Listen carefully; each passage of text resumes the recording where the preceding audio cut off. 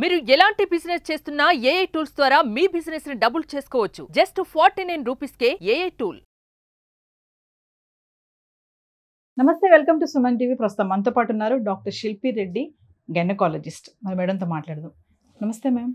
నమస్కారం మేడం, ఇప్పుడు పీరియడ్స్ టైంలో చెడు రక్తం బయటకు వెళ్ళిపోతుందని అంటారు కదా, మరి మనం అనుకున్నట్టుగా ఆ టైంలో రొమాన్స్ చేయడం వల్ల అంటే ఇన్ఫెక్షన్స్ ఏమైనా వచ్చే ఛాన్సెస్ ఉన్నాయంటారా? సో పీరియడ్స్ అప్పుడు పోయే బ్లడ్ చెడు రక్తం కాదు. ఫస్ట్ ఆఫ్ ఆల్ ఒక ప్రెగ్నెన్సీ రావాలి అని అంటే దానికి న్యూట్రిషన్ ఇచ్చేలాగా oestrogen, progesterone based lining form అవుతుంది. ఆ లైనింగ్ అనేది ఒక హార్మోన్ ప్రభావంతో కొన్ని సెల్స్, కొన్ని కణాలు అక్కడ గ్యాదర్ అవుతాయి. అందులో కణాలతో పాటు దాని లెంత్, దాని విడ్త్ కొంచెం పెరిగి ఆ న్యూట్రిషన్ ఇచ్చేలాగా ఒక చిన్న లైనింగ్, ఒక పొర డెవలప్ అవుతుంది. ఇప్పుడు ప్రెగ్నెన్సీ లేని పక్షంలో ఆ పొరకి బ్లడ్ సప్లై అనేది కట్ ఆఫ్ అయిపోతుంది. ఎలా కట్ ఆఫ్ అవుతుంది? ఈస్ట్రోజన్ పొర పెంచుతుంది, ప్రొజెస్ట్రాన్ పొరని థిక్గా చేస్తుంది, దాన్ని నరిష్ చేస్తుంది. ప్రెగ్నెన్సీ లేనప్పుడు ఈస్ట్రోజన్, ప్రొజెస్ట్రాన్ రెండు పడిపోతాయి. వాల్యూస్ పడిపోయినప్పుడు ఆ పొర డిటాచ్ అయిపోయి ఆ పొర బయటికి వస్తుంది. ఆ పొర బయటికి వస్తుంది తప్పితే అందులో గుడ్ బ్లడ్, బ్యాడ్ బ్లడ్ అంటే ఏం ఉండదు.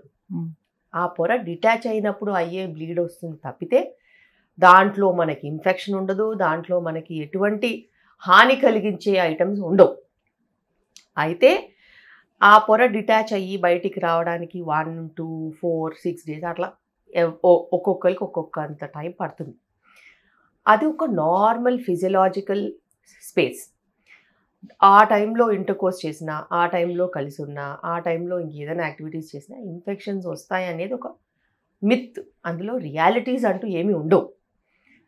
అయితే ఈ పొర డిటాచ్ అయినప్పుడు, ఆ బ్లీడింగ్ అవుతున్నప్పుడు చాలాసార్లు, మోస్ట్ ఆఫ్ ద టైం 50-60% కొంచెం డిస్కంఫర్ట్ ఉంటుంది, హెవీనెస్ ఉంటుంది, మూడ్ స్వింగ్స్ ఉంటాయి, చికాకులు ఉంటాయి. కాబట్టి it's the women's decision what she wants to do. Coming to IVF అనేది అసలు ఎన్నిసార్లు పర్మిటబుల్ మేడం?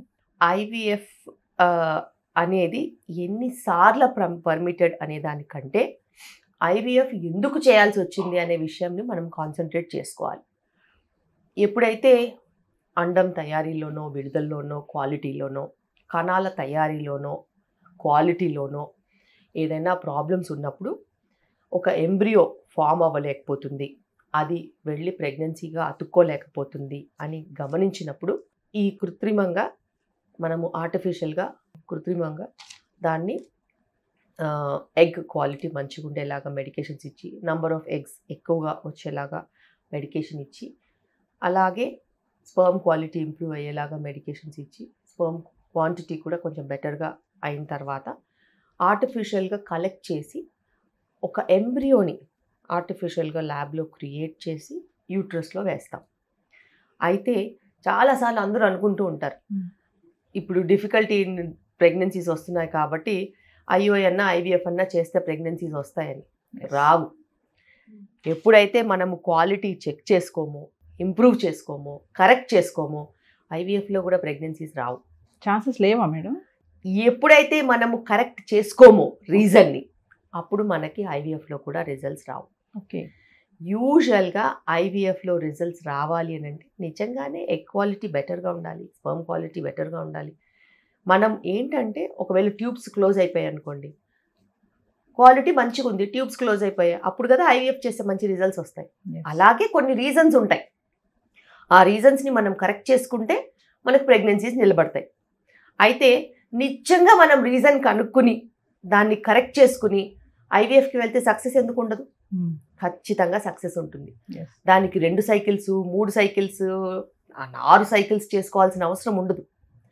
అండ్ ఎప్పుడైతే మనము దాన్ని రీజన్ని రెక్టిఫై చేస్తామో అప్పుడు అసలు ఐవీఎఫ్ అవసరమే ఉండదు. అందుకే నేను ఎప్పుడు న్యాచురల్ ప్రెగ్నెన్సీ ప్లానింగ్ అని చెప్తూ ఉంటాను. న్యాచురల్ ప్రెగ్నెన్సీ ప్లానింగ్కి ఇలా ప్రెగ్నెన్సీ ప్లాన్ చేయాలనుకునే వాళ్ళు, ఫెయిల్ అయిన వాళ్ళ ఐయుఐస్లో, ఐవీఎఫ్స్లో, రికరెంట్గా ప్రెగ్నెన్సీ లాసెస్ వస్తున్న వాళ్ళు ఎన్రోల్ అయ్యి ఆ 21 day program husband and wife together చేసినట్టు అయితే వాళ్ళకి కొంచెం దిశానిర్దేశం చేసినట్టు ఉంటుంది. వాళ్ళకి డైరెక్షన్ వస్తుంది. అసలు ఎక్కడ ప్రాబ్లం ఉంది, ఎందుకు కన్సీవ్ అవ్వట్లేదు, దాన్ని మనం ఎలా రెక్టిఫై చేసుకోవాలి. అలా రెక్టిఫై చేసుకున్న తర్వాత ప్రెగ్నెన్సీ ప్లాన్ చేస్తే న్యాచురల్గా వచ్చే అవకాశం ఉంటుంది. ఐవీఎఫ్ ఫెయిల్ అయిన వాళ్ళకు కూడా న్యాచురల్గా వచ్చే అవకాశం ఉంటుంది. ఐవీఎఫ్ ఫెయిల్ అయిన వాళ్ళకు కూడా మళ్ళీ నెక్స్ట్ సైకిల్కి వెళ్ళాల్సిన పరిస్థితే వస్తే, ట్యూబ్స్ బ్లాక్ ఉంటే, ఒక ఎగ్జాంపుల్ చెప్తున్నాను, ట్యూబ్స్ బ్లాక్ ఉంటే ఐవీఎఫ్ ఎక్కడి నుంచి వస్తుంది, మన న్యాచురల్ ప్రెగ్నెన్సీ ఎక్కడి నుంచి వస్తుంది, వాళ్ళకి ఐవీఎఫ్ చేయాలి. వాళ్ళకి క్వాలిటీ ఇంప్రూవ్ అవ్వడంతో సక్సెస్ రేట్ పెరుగుద్ది. సో అటు ఐవీఎఫ్ చేసిన సక్సెస్ రేట్ పెరుగుతుంది, న్యాచురల్గా కూడా ప్రెగ్నెన్సీ వచ్చే ఛాన్సెస్ ఉంటాయి. అందుకే నేను స్ట్రాంగ్గా న్యాచురల్ ప్రెగ్నెన్సీ ప్లానింగ్ని నమ్ముతాను.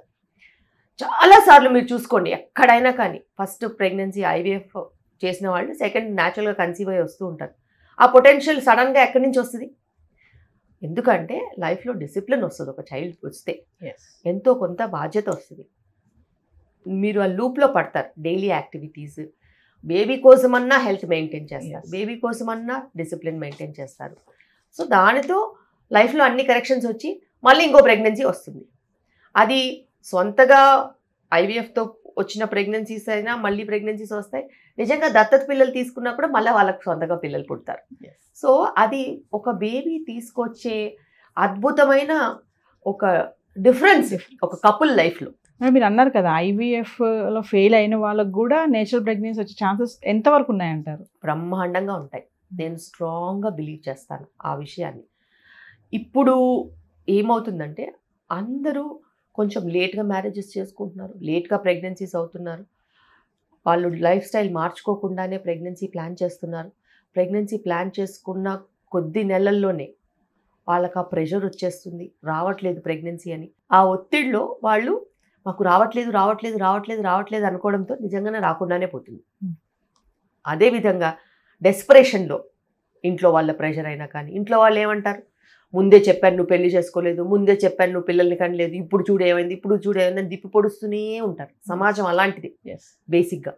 అంత బ్యాడ్ సమాజంలో మనం ఉన్నప్పుడు ఆ ప్రెషర్ కూడా మనం క్యారీ చేస్తున్నప్పుడు ఒక వెరీ నాజూకైన phenomena, egg formation, egg quality, sperm formation, sperm quality and sexual life, ఇవన్నీ కూడా చాలా చాలా బ్యాలెన్స్డ్గా ఉండాల్సిన టైంలో అంతా ఇంబ్యాలెన్స్ అయిపోతుంది.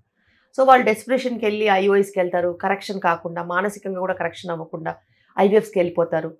ఇంకా కరెక్షన్ కానప్పుడు రిజల్ట్స్ ఎక్కడి నుంచి ఉంటాయి? సో మనం ఏం తీసుకురావాలి లైఫ్లో? స్థిరత్వం తీసుకురావాలి, బ్యాలెన్స్ తీసుకురావాలి, సెటిల్ చేయాలి, యాంగ్జైటీస్ నుంచి వాళ్ళని దూరం చేయాలి. లైఫ్ స్టైల్ని మించింది ఇంకోటి ఉండదు. దాంట్లో కనుక మార్పులు చేసినట్టు అయితే 6 months to 1 year డెఫినెట్గా నీ కృషిని బట్టి నీకు రిజల్ట్స్ ఉంటాయి. బాడీ హ్యాపీగా ఉన్నప్పుడు అన్నిటికంటే ఫస్ట్ వచ్చేది రిప్రొడక్షన్.